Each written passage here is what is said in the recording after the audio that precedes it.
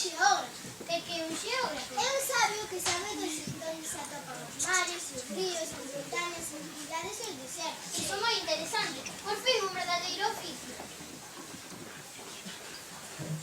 É moi fermoso o seu planeta. Hai océanos aquí. Non o podo saber. Ah, e montañas? Non o podo saber.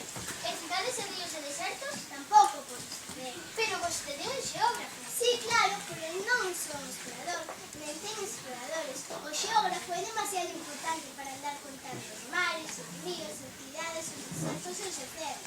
O xeógrafo non sai do despacho, pero toma notas dos exploradores dos seus recordos e se é de fiar. Por qué? Porque un explorador que mentise sería unha catástrofe para os libros de xeografía e tamén un que bebese demasiado. Por qué? Porque os borrachos ven doble, entón as xeografías das montañas é onde só hai un.